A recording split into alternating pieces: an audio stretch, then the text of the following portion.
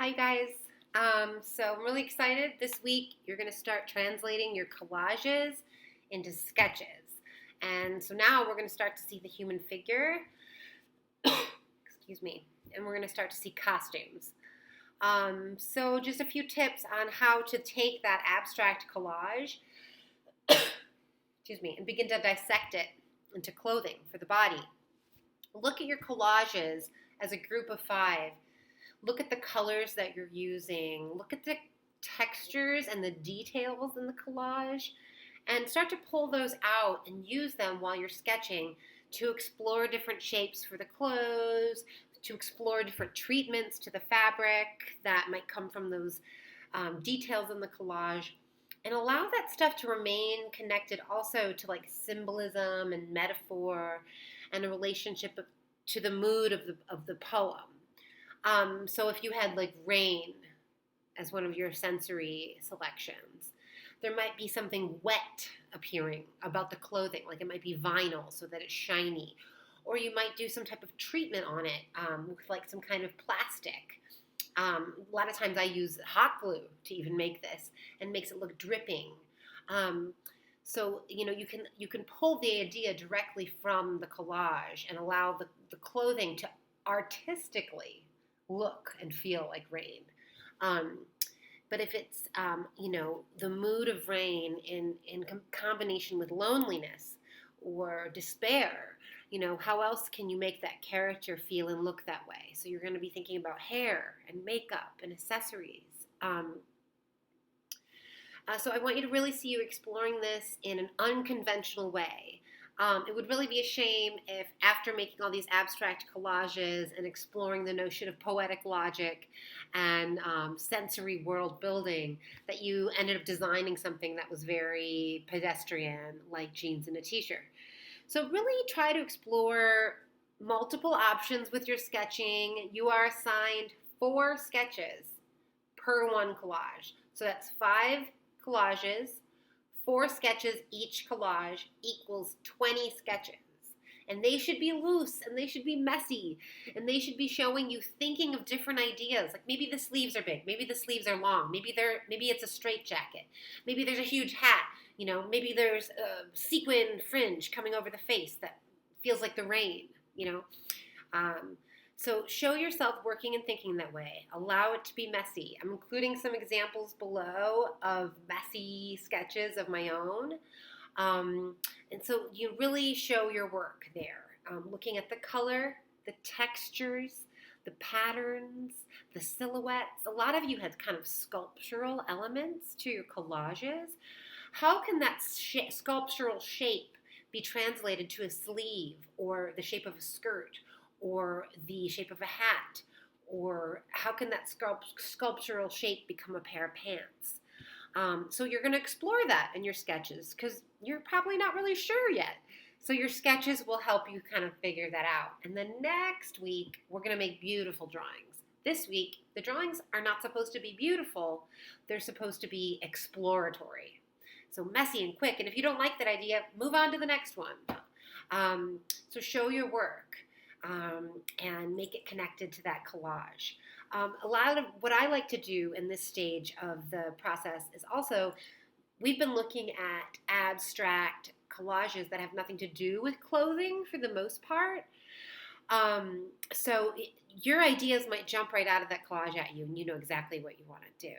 But sometimes to get inspired further, you might start looking at the world of wearable art or the world of avant-garde fashion or abstract fashion, and find something that's in your color palette or using a texture. If there's like a snake with the scales of the reptilian quality, you might find something like repeated that way in a sculptural shape in the world of avant-garde fashion. And that can help you sketch. You can steal ideas directly from multiple other designers who are working in avant-garde, unconventional ways. This is the way of the world. You're not copying their idea. You're just taking a little something from it and a little something from this. Ooh, I really love that shape. I'm going to do mine over here, though. So I really encourage you to look at that stuff and continue to get inspired about what is unconventional, what is avant-garde. So start to look at some designers. I've included some below that are my favorite. So you might search a few of those names in Pinterest or Google and see what comes up that's inspiring to you.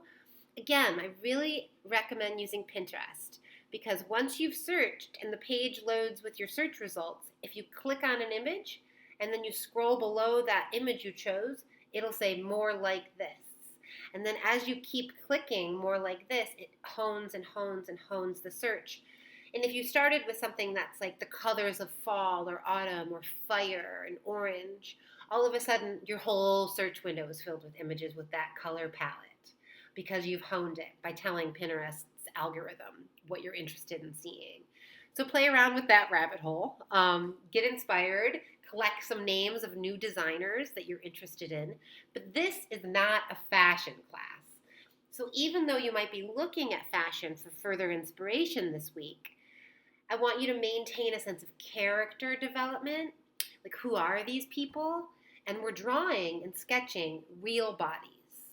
So you're also going to want to collect out there in the research world again this week images of human figures. As the module gave you examples on page 4 of the module this week, you'll see all the varieties of the female figure. We've got tall, we've got short, we've got wide, we've got petite, we've got old, we've got young, we've got men. A lot of students in this class often veer heavily towards designing for only women.